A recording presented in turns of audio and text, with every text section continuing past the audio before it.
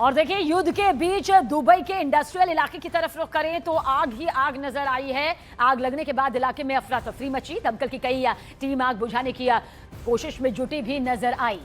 तो आग लगने के बाद देखिए किस तरह के हालात यहां पर बने हुए हैं, आप खुद ब खुद देख लीजिए। काले धुएं का ये गुब्बार, दरअसल ये जो पूरा माहौल इस वक्त आपको आग से घिरा हुआ लिपटा नजर आ रहा है, ये दरअसल इंडस्ट्रियल इलाका है जहां पर आग की ये भीषण लपटें देखिए किस तरह से नजर आई। जिसके बाद दमकल की विभाग की टीम यहां पर पहुंची और आग बुझाने की कोशिश यहां पर की गई।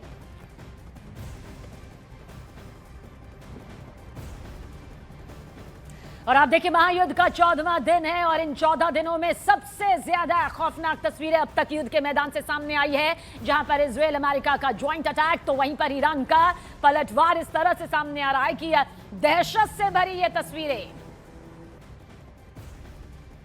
और आइए वॉर रूम के जरिए अब आप तक पहुंचाते हैं ये एक्सक्लूसिव जानकारी, जहां पर अमेरिका ड्रोन से लेकर नेवल और डिफेंस सिस्टम का भी इस्तेमाल युद्ध में कर रहा है। बात करते हैं सबसे पहले ड्रोन की। जहां MQ-9 रीपर ड्रोन, ये अमेरिका का सबसे घातक ड्रोन अटैक माना जाता है, जो कि लंबे वक्त तक निगरानी करने के साथ सटीक मिसाइल हमले भी कर सकता है।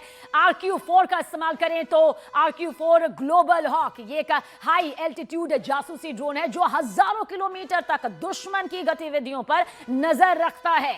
लुकास ड्रोन, जिसे ईरान के शाहिद ड्रोन के मुकाबले उतारा गया है और ये एडवांस AI और सैटेलाइट लिंक की तकनीक से लैस है, जिसे मल्टी डोमेन लॉन्च होता है। अब नेवल पावर की भी बात कर लेते हैं।